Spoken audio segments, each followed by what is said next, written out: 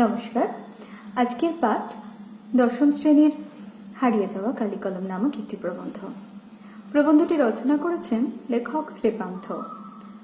লেখকের প্রকৃত নাম নিখিল সরকার। লেখক জন্মগ্রহণ করেন 1932 খ্রিস্টাব্দে।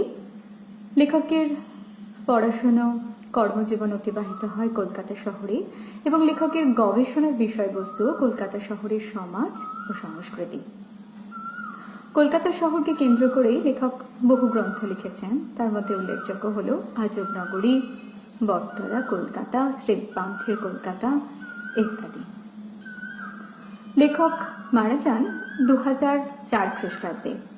শ্রীপান্থ রচিত হারিয়ে যাওয়া কালিকলম প্রবন্ধটির বিষয়বস্তু অতি সংক্ষেপে ঠিক এরকম। বর্তমানে লেখালেখির কথা মাথায় এলেই কিন্তু আমাদের প্রথমেই মনে আসে পেন্সিল, কলম ইত্যাদি ইত্যাদি। কিন্তু এখন কিন্তু লেখার মাধ্যম হিসাবে পেন্সিল, কলম এগুলির কোনো কিছুরই প্রয়োজন হয় না। কম্পিউটার, ল্যাপটপের কিবোর্ডের মাধ্যমে লেখালেখি চলতে পারে, কিংবা স্মার্টফোনে যে কিপ্যাড রয়েছে তার মাধ্যমে কিন্তু লেখালেখি চলতে পারে, টাইপরাইটারের মাধ্যমেও লেখালেখি চলতে পারে। সুতরাং কলম কিন্তু এখন অবলুপ্তির পথে।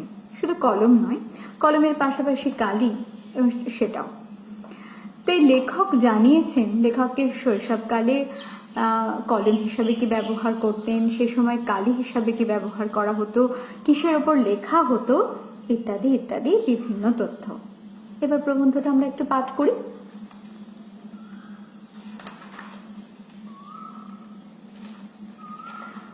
কথায় বলে কালি কলম মন লেখে তিনজন, কিন্তু কলম কোথায়? আমি যেখানে কাজ করি সেটা লেখালেখির আপিস, সবাই এখানে লেখা, কিন্তু আমি ছাড়া কারো হাতে কলম নেই। সকলের সামনেই চৌকো আয়নার মতো একটা কাচের স্ক্রিন বা পর্দা, আর তার নিচে টাইপরাইটারের মতো একটা কিবোর্ড। প্রতিটি বোতামে ছাপা রয়েছে একটি করে হরফ। লেখকরা অনবরত তা দিয়ে লিখে চলেছেন। লেখক তার অফিসের কথা বলছেন যে এখানে সবাই লেখক, লেখালেখিরই কাজ চলছে অফিসে, কিন্তু কারোর সাথে কিন্তু কোনো কলম নেই। শুধুমাত্র লেখকই এমন একজন ব্যক্তি যিনি সাথে করে কিন্তু কলম ব্যবহার করেন, রাখেন কলমকে। তাই আর বাকি সবার সামনেই কিন্তু একটা করে কম্পিউটার, যাদের সামনে রয়েছে একটা করে কাচের স্ক্রিন বা পর্দা, তার মাধ্যমেই তারা লেখালেখি চালাচ্ছে। প্রথমেই বললাম কলমের ইতিহাস, কলম কিন্তু এখন অবলুপ্তির পথে। বিষয়টি একটু খুব ভালো করে বোঝানোর জন্য আমি তোমাদের জন্য একটা ছবি এঁকেছি।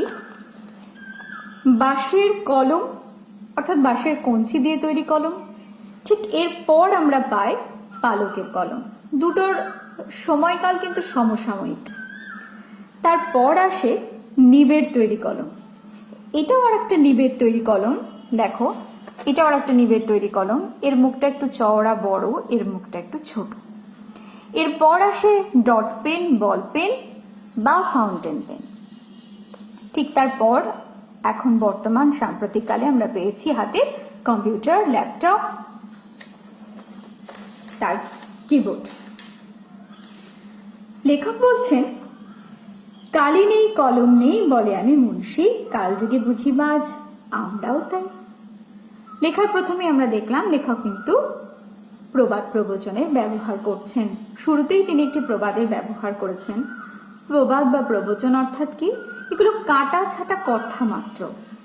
বিভিন্ন ধরনের আনন্দ, দুঃখ, অভিজ্ঞতালব্ধ জ্ঞানটাই কিন্তু প্রবাদ প্রবচনের মাধ্যমে বহু যুগ থেকে প্রচলিত হয়ে আসছে। লেখক বলছেন, সেই জন্য প্রথমেই আমরা শুনলাম লেখক বলছেন কালি কলম মন লেখে তিনজন, অর্থাৎ লেখার জন্য কিন্তু কালির যেমন প্রয়োজনীয়তা রয়েছে, কলমের যেমন প্রয়োজনীয়তা রয়েছে, সেরকম আমাদের মনেরও প্রয়োজনীয়তা রয়েছে। অর্থাৎ কালি, কলম, মন এই তিনটেই যদি সমানভাবে জাগ্রত না থাকে তাহলে একটা লেখা সম্ভব নয়। আবার তিনি কি বলছেন শেষে, বর্তমানকালে কিন্তু এই লেখার জন্য কালি বা কলম, মন যে তিনটে প্রয়োজনীয়তার কথা তিনি বলছেন, সেখানে কিন্তু এখন আর কোনো কিছুই আগের মতো নেই। অর্থাৎ যে কলমের পরিচয় ছিল শুধুমাত্র জ্ঞানী ব্যক্তি, বিদ্বান ব্যক্তি হিসাবে, সেই কলম দেখে যাকে চেনা যেত যে এ ব্যক্তি বিদ্বান, এ ব্যক্তি শিক্ষা রয়েছে, এ ব্যক্তি পণ্ডিত ব্যক্তি, যার পকেটে কলম দেখে বা সাথে কলম দেখে পরিচয়টা পাওয়া যেত, সেই কলম দেখে কিন্তু এখন চেনার উপায় কিন্তু নেই। তাই বলছেন লেখক, বুঝি বা কালগুনে আমরাও তাই, আমাদের সাথেও কিন্তু আর কোনো কলম নেই।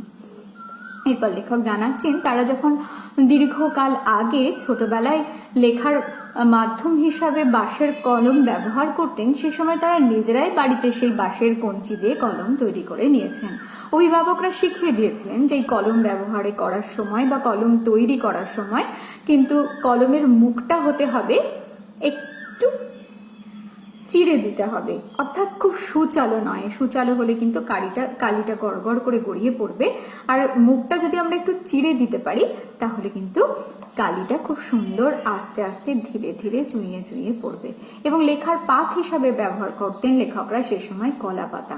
দেখি লেখকের কথায়, লেখার পাত বলতে শৈশবে আমাদের ছিল কলা পাতা, তাই কেটে কাগজের মতো সাইজ করে নিয়ে আমরা তাতে হোম টাস্ক করতাম আর সেগুলি বান্ডিল করে নিয়ে যেতাম স্কুলে। মাস্টারমশাই দেখে বুঝে আড়াআড়ি ভাবে একটা টানে তা ছিঁড়ে ফেরত দিতেন পড়ুয়াদের। আমরা ফেরার পথে কোনো পুকুরে তা ফেলে দিয়ে আসতাম। এই ছিল তখন শৈশবকালে লেখকের লেখালেখির মাধ্যম। কলা পাতার মধ্যে বাঁশের কঞ্চি দিয়ে তিনি লেখালেখি করতেন। কালিও নিজেরাই প্রস্তুত করতেন। কালি তৈরির সম্পর্কে দেখি লেখক কি বলছেন। আমরা কালিও তৈরি করতাম নিজেরাই, অবশ্য মা, পিসি, দিদিরা সাহায্য করতেন। প্রাচীনেরা বলতেন তিল তিফলা শিমুল ছালা, ছাগ দুধে করি মেলা, লৌহ পাত্রে লোহাই ঘষি, ছিঁড়ে পত্র না ছিঁড়ে মসি। আর কালি তৈরির পদ্ধতিটা ঠিক কিরকম ছিল। বাড়ির রান্না হতো কাঠের উনুনে, তাতে কড়াইয়ের তলায় বেশ কালি জমত। লাউ পাতা দিয়ে তা ঘষে তুলে একটা পাথরের বাটিতে রাখা জলে গুলে নিতে হতো। আমাদের মধ্যে যারা ওস্তাদ তারা ওই কালো জলে হরিতকি ঘষত, কখনো কখনো মাকে দিয়ে আতপ চাল ভেজে পুড়িয়ে তা বেটে মেশানো হতো। এবং তারপর কি হতো, তারপর সেই কালিটা বাটিতে নিয়ে একটা খুন্তি গরম করে তার ভিতরে দেওয়া হতো। যেহেতু জল খুব কম থাকতো তাই সেটা কখনো কখনো টকবক করে ফুটতো। তারপর ন্যাকড়ায় ছেঁকে দোয়াতে ভরে নিলেই কিন্তু কালি তৈরি। দোয়াত বলতে সে সময় ছিল মাটির দোয়াত। বিষয়টা একটু খুব পরিষ্কার করার জন্য আমি তোমাদেরকে একটা ছবি দেখাতে চাই, কারণ অনেক সময় তোমাদের ক্লাস 10 এটা প্রজেক্ট হিসাবে স্কুলে দিয়ে থাকে কালি তৈরির পদ্ধতি, এবং বিষয়টাও খুব সহজ হবে বোঝার ক্ষেত্রে।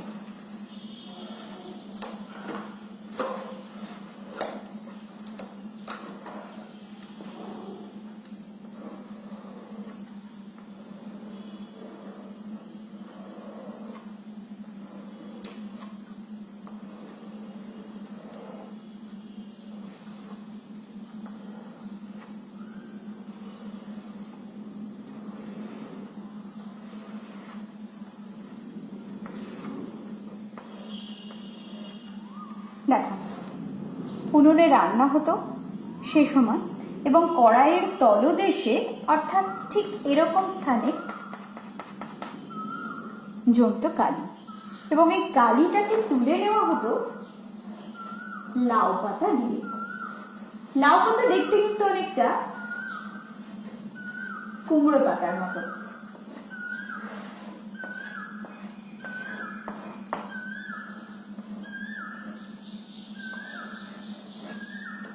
এই কড়াইয়ের তলদেশ থেকে কালিটা কিন্তু লাউ পাতাতে তুলে নেওয়া হতো, এবং তারপর সেই কালিকে নিয়ে এসে রাখা হতো একটি পাথরের বাটিতে।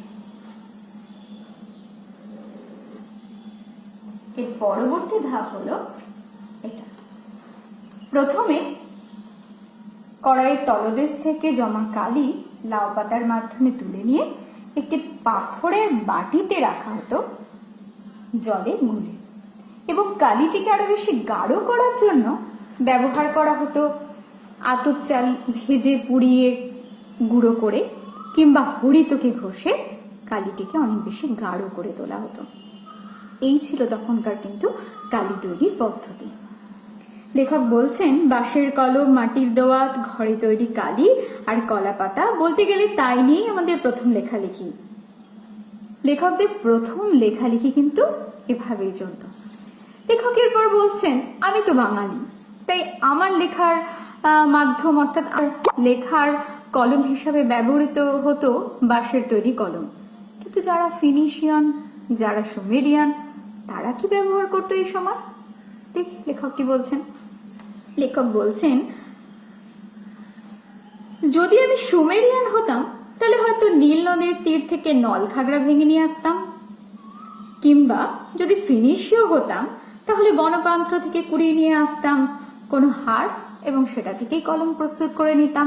আর যদি রোম সাম্রাজ্যের সম্রাট জুলিয়াস সিজার হতাম তাহলে অবশ্যই এত সহজলভ্য জিনিস দিয়ে কলম তৈরি করা হতো না, তখন কিন্তু কলম হিসাবে ব্যবহার করা হতো ব্রোঞ্জের শলাকা। ঠিক যে ব্রোঞ্জের শলাকা দিয়েই কিন্তু জুলিয়াস সিজার কাসকাকে আঘাত করেছিলেন। কাসকাকে আঘাত করেছিলেন তিনি এই ধরনেরই একটি ব্রোঞ্জের শলাকা দিয়ে। তাহলে কলম কিন্তু কখনো কখনো খুনির রূপও নিতে পারে।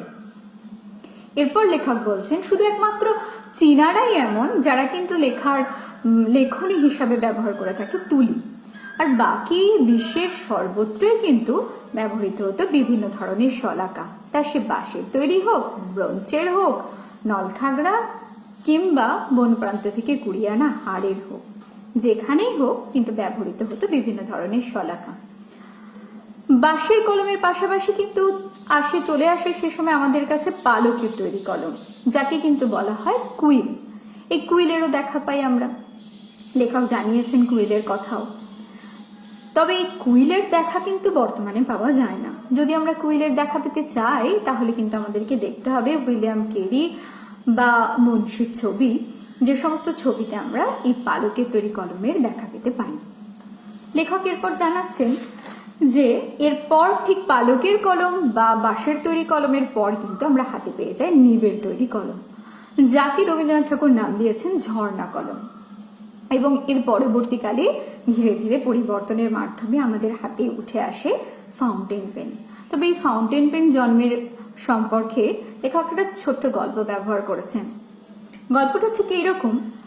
লুইস অ্যাডসন ওয়াটারম্যান নামক একজন ব্যবসায়ী ব্যবসার খাতিরে চুক্তিপত্র সই করতে কাজে বেরিয়েছেন এবং তার কালি শেষ হয়ে যাওয়াতে কালির খোঁজ করতে তিনি যে সময় বেরিয়েছেন ঠিক সেই সময় কোনো অন্য এক ব্যবসায়ী এসে চুক্তিপত্র সই করে চলে যান এবং তিনি রাগ করে প্রতিজ্ঞা করেন যে এর একটা বিহিত করতেই হবে, যার ফলস্বরূপ কিন্তু জন্ম নেয় fountain pen, ball pen, dot pen, আমরা যাই বলি না কেন। এই ফাউন্টেন পেনের জন্মের ইতিহাস পর্যন্ত আজকের পাঠ আমি শেষ করছি। এর পরবর্তী পাঠ আবার পরবর্তী কোনো ক্লাসে আলোচনা করব। নমস্কার।